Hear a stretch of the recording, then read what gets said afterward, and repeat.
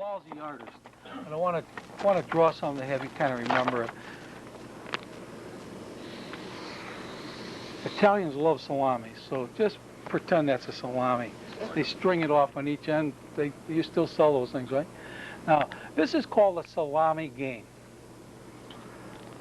Some people call it nibbling. This is a nice mental picture to me.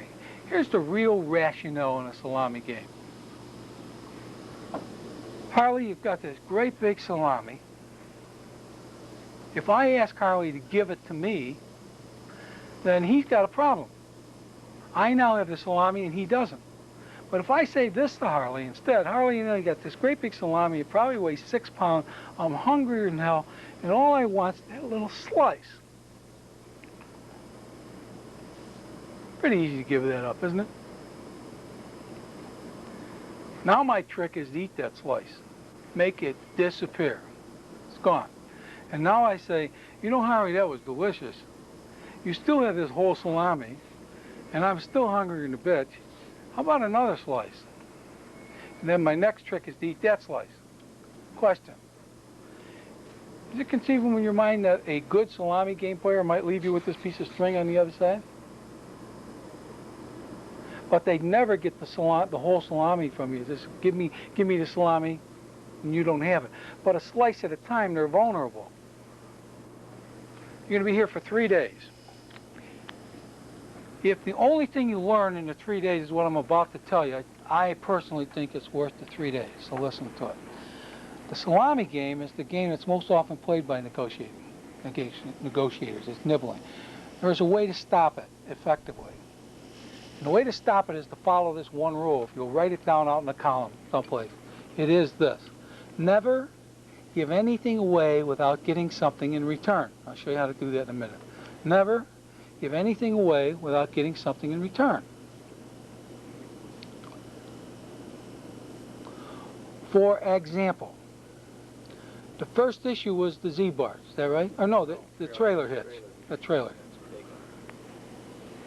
If the salesperson in this case would have written those things down and looked at me and said this, you're the buyer now, Susan. Susan, let me understand this. You want your current trailer hitch take cut off, put on a new car, installed. And that's very important, is that right?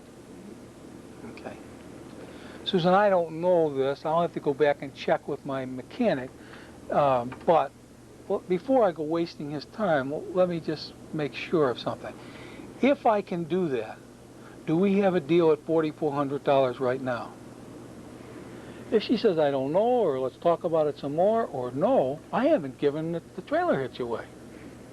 If she says yes, then I have to make an evaluation.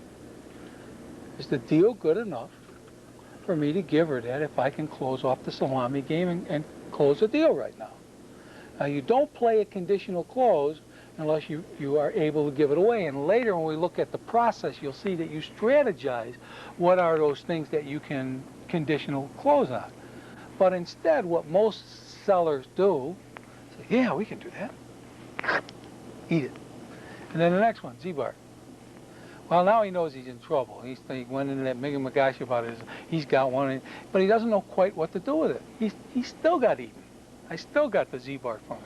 If he would have said, let me check with my sales manager and see if we can farm it out and if we get the same cost as Roselle, and let me just check with you. If it's $200 and I can do it, do we have a deal right now for $4,400? If I say no, that's what is meant in negotiations by leaving an issue on the table. That's another important part, thing I think you said. You should never let the person you're trying to buy from you know the power you have. It's always easier to say to them, I have to check with someone. It's always a way out of making a commitment. So you really had that advantage, because if he wasn't just a salesman, I thought he was a part owner. Did I get that wrong? He was an owner. But see, that's really, who would he check with? That's a negotiation technique, though. Say either yes or no. That's a negotiation technique that belongs on one of your lists. Remember I said you weren't in the room. I told the group to make a list. Does anyone have on there that the negotiation technique that I was talking to the right prospect, that I was? See, because we're not talking about a buyer-seller here, are we? Aren't we talking about him selling cars and me selling him how I want to buy them? Aren't we really talking about two sellers? So I'm the salesman in this case. I'm trying to sell him how I want to buy this Ford. Was I talking to the right prospect? What if it was a car salesman and we got right to the point of, and he said, well, I'm going to have to run this by my sales manager. Well, then I'm with the wrong prospect. I've broken one of the rules of negotiations.